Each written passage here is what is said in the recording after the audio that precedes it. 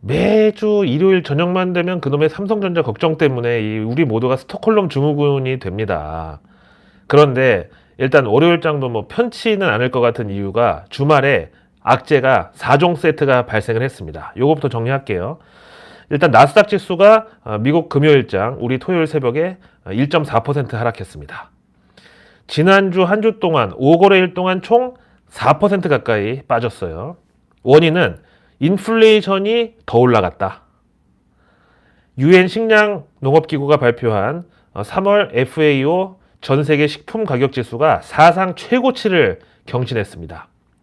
상승폭을 보니까 1년 전에 비해서는 무려 33.6%, 한 달만 해도 심지어 12.6%가 상승을 했어요. 이로써 다음 5월 FMC에서 연준이 기준금리를 한 방에 0.5%포인트 인상할 가능성이 79%까지 치솟았습니다.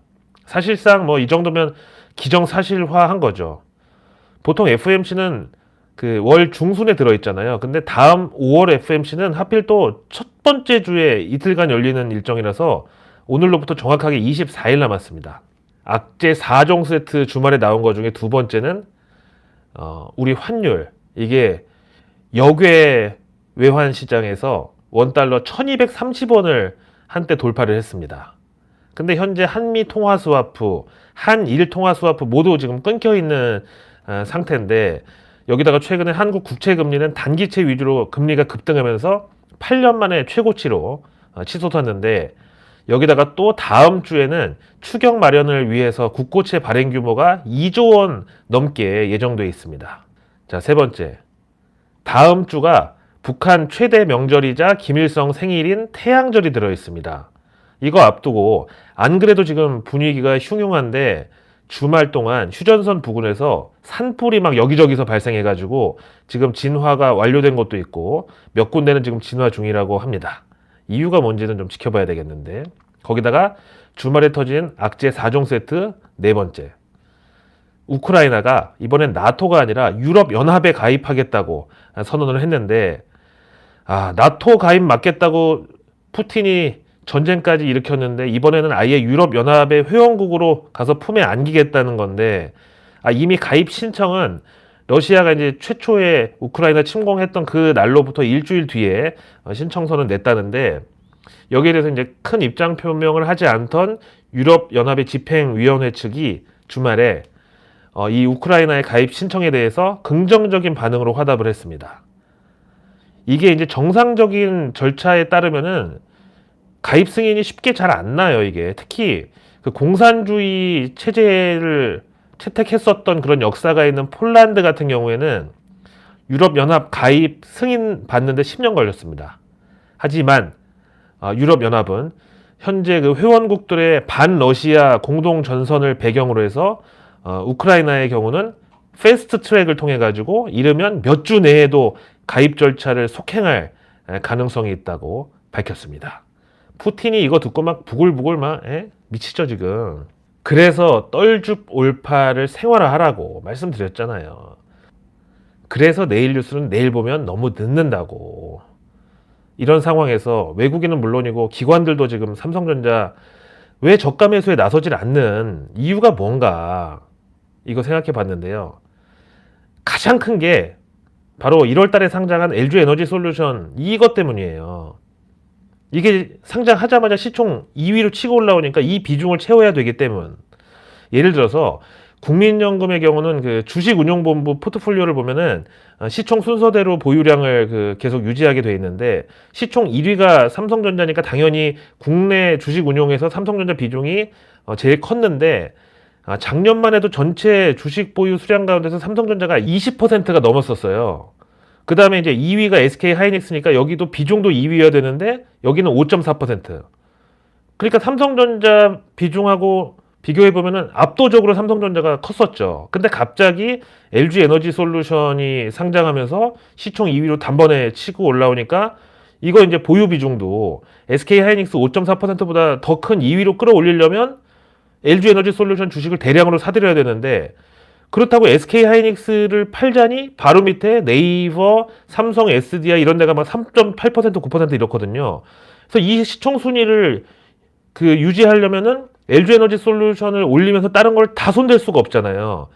그래서 국민연금이 선택한 그 시총 순위와 포트폴리오 비중을 맞추는 제일 쉽고 빠른 방법이 바로 2위와 큰 차이가 있기 때문에 상대적으로 여유가 좀 있었던 삼성전자 팔아가지고 그 돈으로 LG 에너지 솔루션 비중을 채우는 거였습니다. 이런 상황에서도 기업들은 올해 진짜 상장 막차 타야 된다. 못 먹어도 고다 막 난리가 나가지고 IPO에 열을 올리고 있는데 올해 상반기에만 SK 계열사들로만 봐도 SK 쉴더스, 원스토어가 상장 준비 중인데 SK 쉴더스는 3조, 원스토어 1조 이상 시총을 예상하고 있습니다.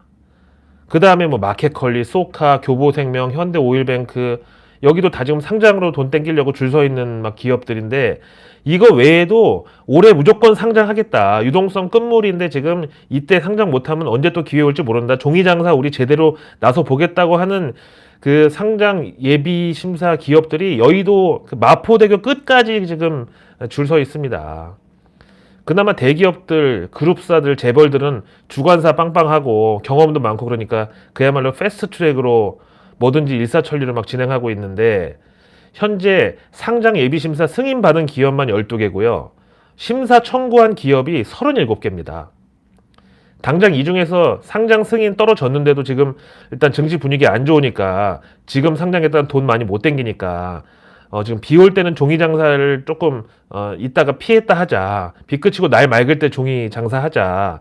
이런 회사만 해도 지금 뭐 SM 상선, 원창 포장, 뭐 테림 페이퍼, 뭐 번호표 몇 개씩 뽑아놓고 지금 눈치만 보고 있는데 증권사들이야 뭐 어떻게든지 이 회사들 상장 시켜가지고 상장해서 또 흥행을 시켜야 돈을 버니까 죽기 살기로 기관들이랑 막 법인 고객들 마케팅하고 다니고 뭐 툭하면 상장할 때마다 뭐 대여급이라고 하는데 대여면은 바다나 저기 어디 큰 강으로 보내야지 여기 여의도 같은 작은 진짜 연못에다가 고래 상어 막 대왕문어 막 갖다 집어넣으면은 생태계가 어떻게 되라는 말이에요.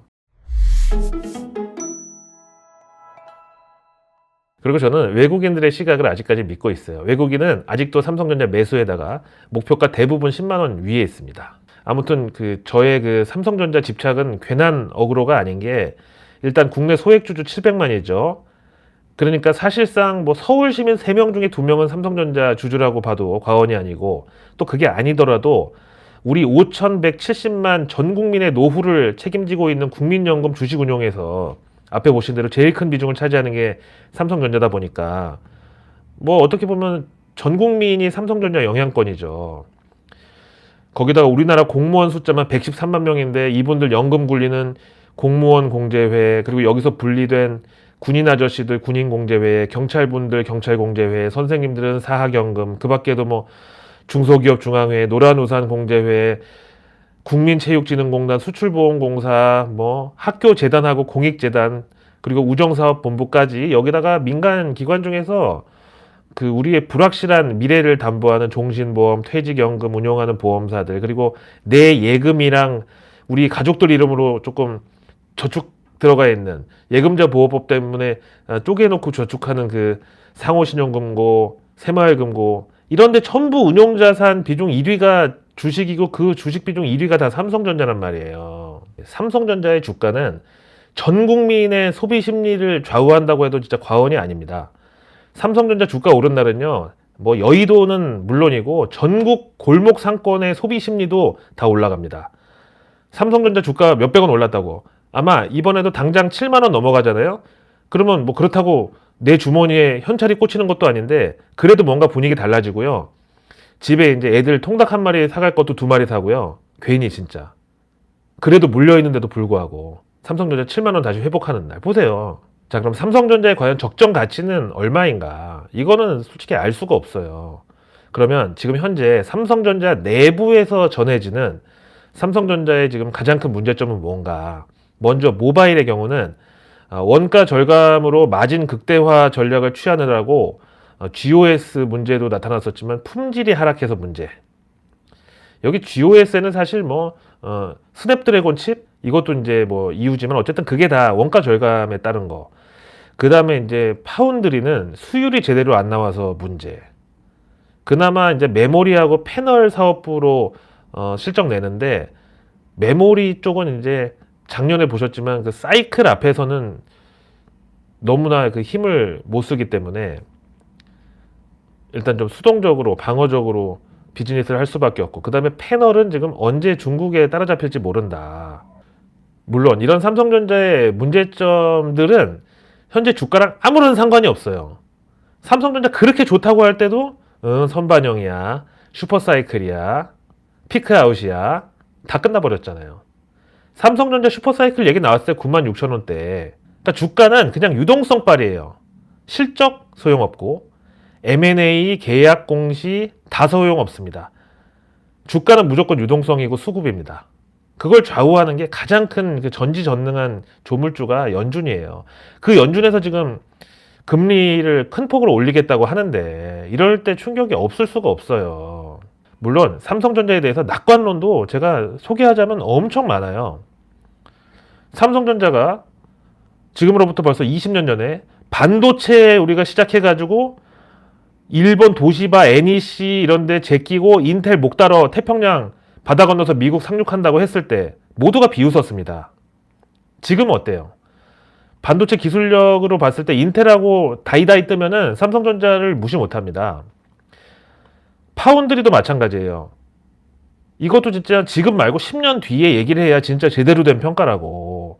지금 TSMC에 밀리는 거 현실이지만 애초에 이 파운드리도 대만이 여기는 정부에서 막 나서가지고 자금 지원, 세금 깎아주고 막 해외 인력도 스카우트하는 거 도와주고 이렇게 국가 차원에서 엄청 TSMC 밀어줘가지고 지금 TSMC가 지금은 아니고 당시 TSMC가 파운드리에 있어서만큼은 진짜 선점효과 제대로 누려가지고 100% 시장 장악해버렸는데 100% 시장 장악했으면 진입장벽이 엄청 높은 거 아니에요. 근데 삼성전자는 진짜 제로 베이스에서 출발해가지고 점유율 20%까지 올려놨더니 파운드리 시장에서 겨우 5분의 1밖에 안 되냐, 20% 시장 점유율이 뭐냐, 이렇게 욕을 하는 게 말이 되냐고요. 다른 메모리나 이런 게 높은 거라고 칭찬을 해줘야죠. 그럼에도 불구하고 삼성전자 떨주 몰팔 혹은 아주 장기로 보실 분들은 분할 매수 관점으로는 저는 나쁘지는 않다고 봐요. 하지만 여전히 그 삼성전자에 대한 외국계 증권사들의 이 낙관적인, 어떻게 보면 거의 어떤 천상의 목소리를 담고 있는 그런 그 희망적인 뷰는 아직도 변함이 없습니다.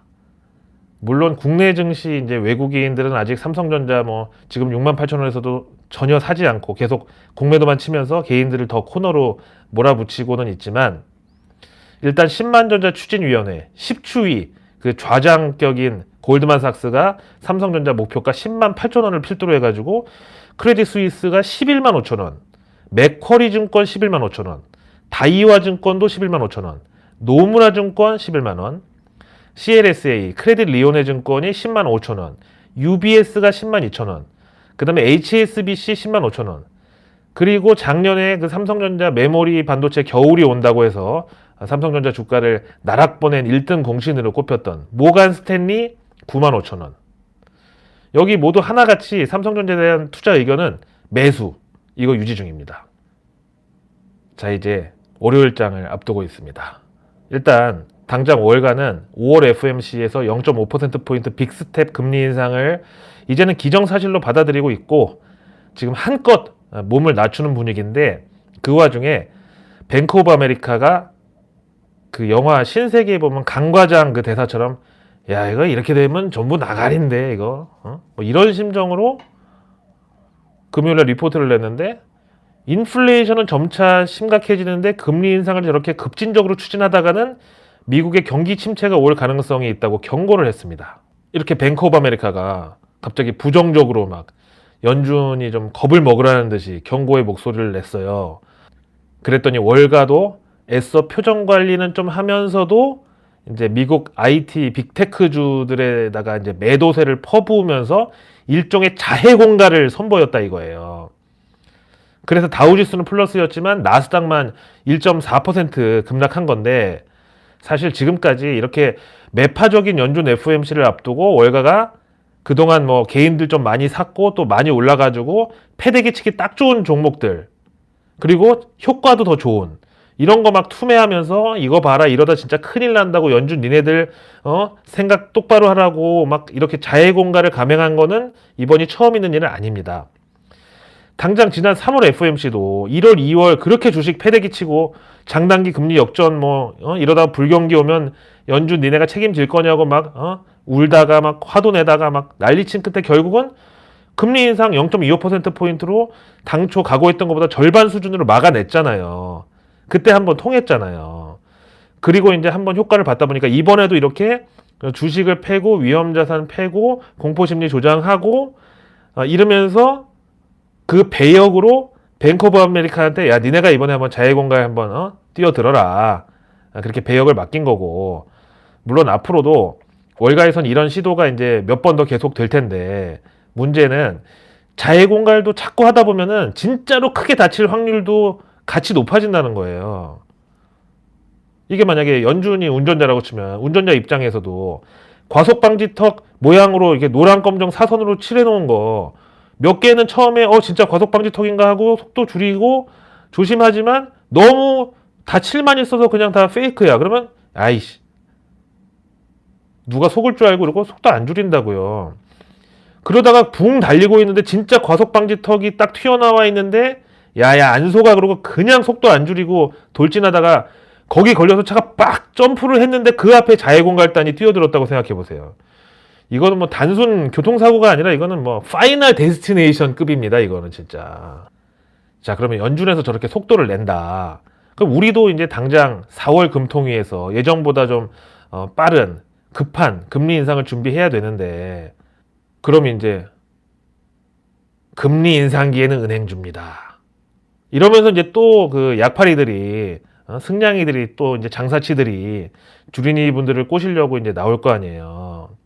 근데 지금 은행주도 막 낙관적으로만 보기는 조금 그런 게, 우선 우리 그 단기 국채 금리만 봐도 너무 높고 환율도 심상치 않은 상황이고, 그리고 지난 코로나 기간 동안 모든 사람들이 영끌이다, 뭐 동학개미 운동이다, 또는 생계형 자금 대출이다, 워낙 시중은행 대출 많이 끌어다 써가지고 과연 은행들이 이거를 걷어들이는 게 연착륙이 아니라 반대로 연이륙을 하는 게 원활할 것인가.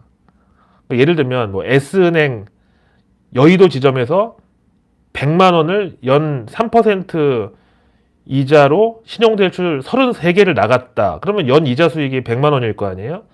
근데 이러다가 지금 금리 인상기에서 저 33개 대출 나간 것 중에 한 개만 빵꾸 나가서 NPL이라고 그러죠. Non-performing loan?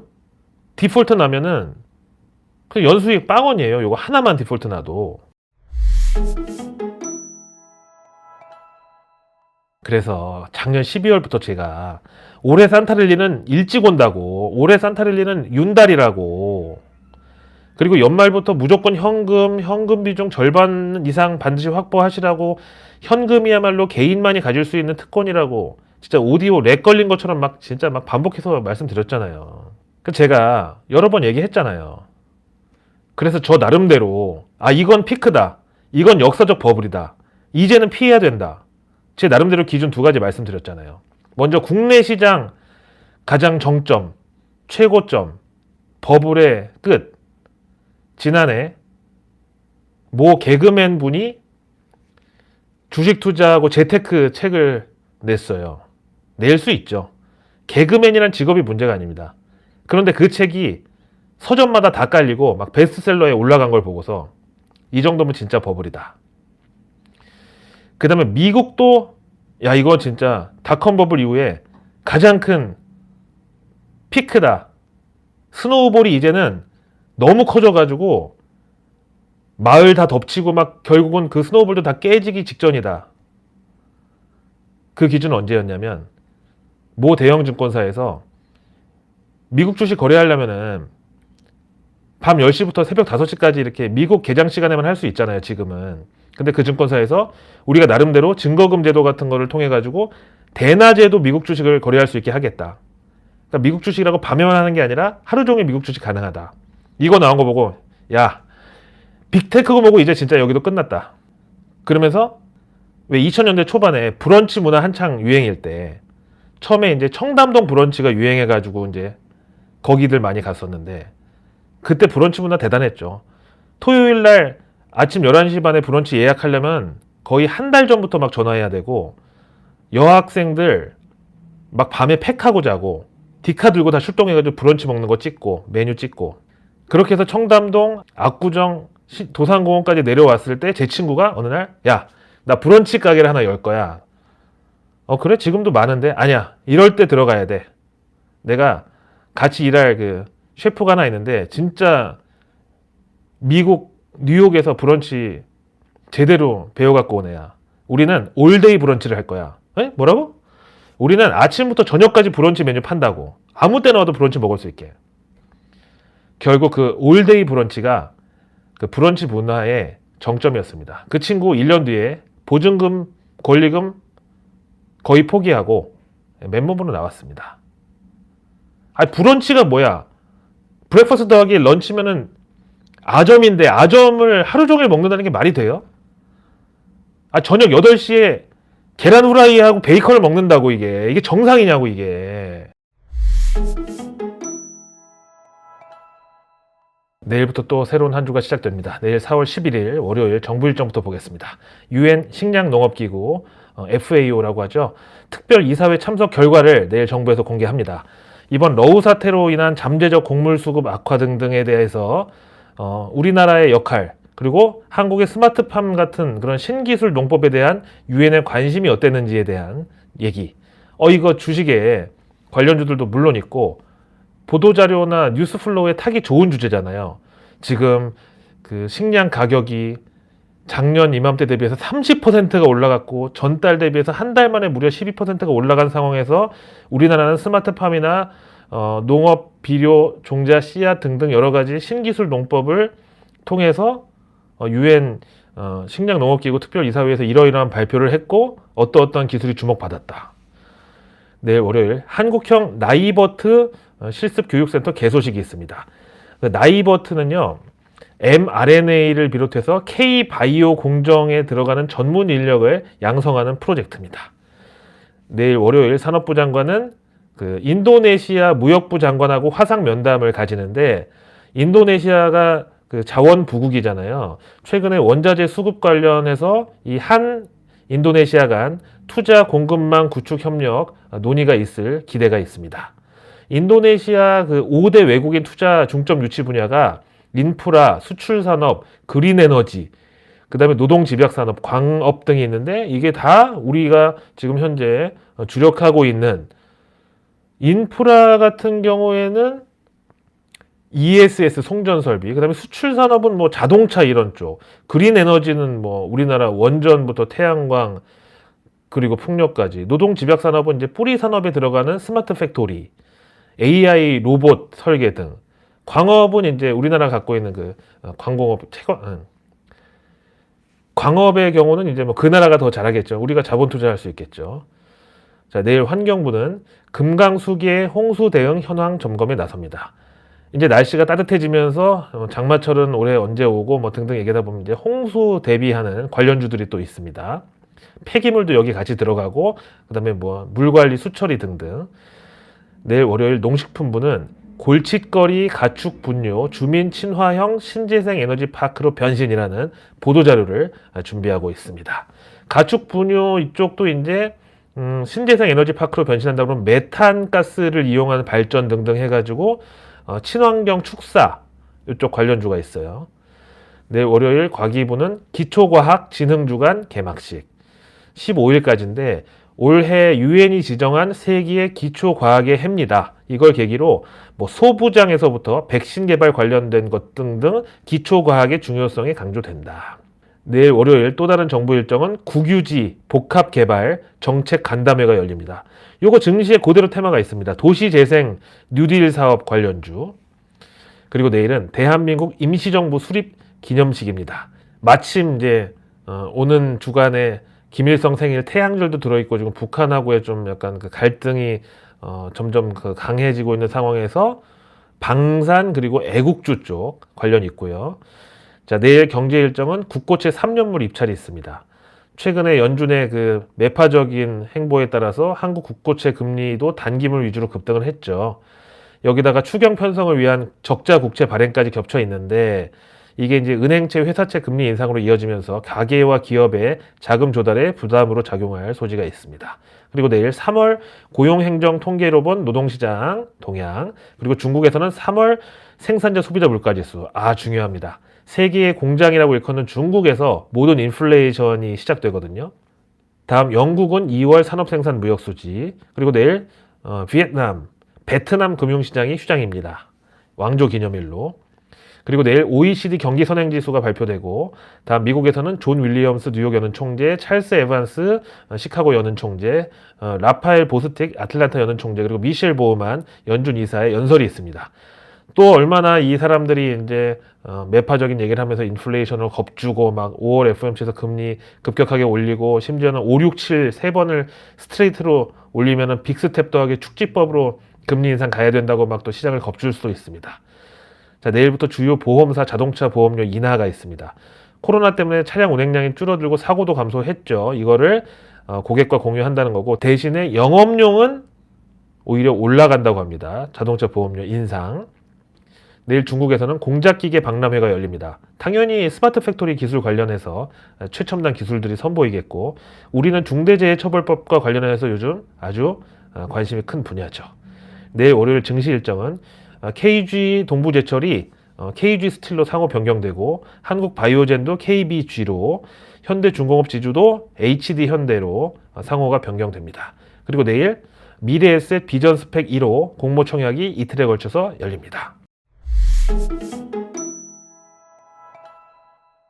내일 뉴스는 내일 보면 너무 늦습니다. 상위 1% 정보 취급자들은 절대 장중에 실시간 뉴스나 뉴스 속보 따위에 도파민을 지배당하지 않습니다.